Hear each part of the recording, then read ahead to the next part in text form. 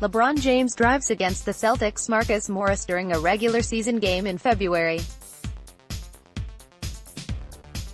AP when the NBA's Eastern Conference Finals tip-off Sunday, the higher-seeded Celtics will have the home court edge and perhaps the toughest team, mentally, in the league.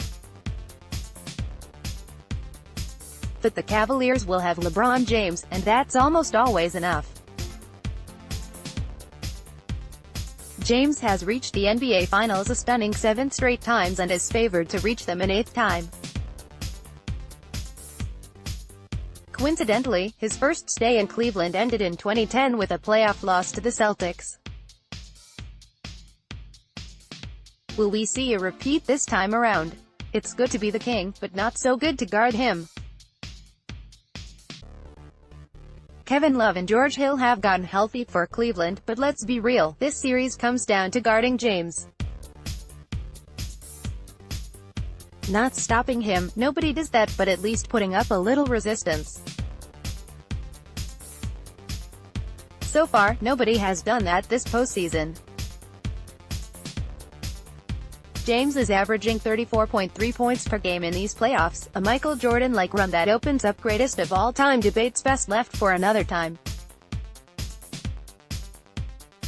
James scored in 45 points in the Cavaliers' Game 7 win over the Pacers in the first round before Cleveland swept top-seeded Toronto out of the playoffs and cost Raptors coach Dwayne Casey his job. LeBron James celebrates during the Cavaliers' Game 7 win over the Pacers in the first round of the playoffs. NBA Getty Images. The Pacers' defense gave Cleveland fits, and Boston had the league's best defensive rating and has the versatility to switch on the wings. But do they have anybody that can slow the 6'8", 250-pound James? Jaylen Brown, 6'7", 225, will get the first crack, but has to hope the extra days off have helped him deal with hamstring issues. He said he's super excited to face James, but may regret getting his wish. Marcus Morris, 6'9", 235, also guarded James during the regular season. The Celtics also have rookie Semi Ojeleye, 6'7", 241, who didn't see much time against the 76ers in the last round but got his first start in the first round Game 5 win over Milwaukee, holding Bucks star Giannis Antetokounmpo to 16 points. Have we met? These teams have a lot of history. The Cavaliers swept a first-round meeting in 2015 and won last year's conference finals in 5 games, but it's all meaningless at this point.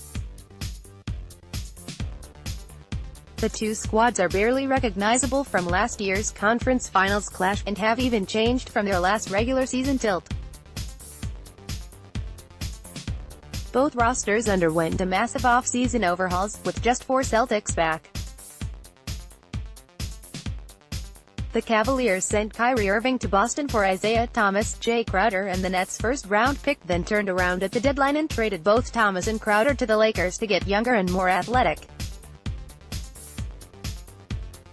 They also have added Hill and Jeff Green. The Cavaliers rolled 121-99 at Boston on February 11, just days after their roster shakeup. For Celtics, Irving has since joined Gordon Hayward with a season-ending injury, but Boston has seen other players gain experience and confidence since, and doesn't even resemble that team anymore. With Irving gone, Scary Terry Rozier has upped his game and is averaging 18.2 points in a team-high 37.3 minutes. Jason Tatum doesn't look like a rookie anymore, averaging a team-high 18.2 points in the playoffs. Brown has taken a step forward, and even Aaron Baines has given the Celtics useful minutes in the paint. Trust the progress. Win or lose, it's pretty obvious after watching the Celtics teach the 76ers a lesson that the progress trumps the process. Though 76ers fans had to put up with 4 straight years of tanking, the Celtics have made the playoffs for 4 straight seasons and improved each time. And the future looks even better. Tatum, whom the 76ers passed on in the draft to take Markelle Fultz, and Brown are invaluable assets, taken third overall in the past 2 drafts. Rozier has taken a step up, even though the Celtics will have a tough call on him this summer, and Hayward will be back next season. Oh, and Boston could have 3 or 4 first-round picks in 2019. Sure, James could stay in Cleveland this offseason due to what ESPN called a lack of great situations. And Boston might not even get in the Kawhi Leonard sweepstakes this offseason, or go after Anthony Davis the next.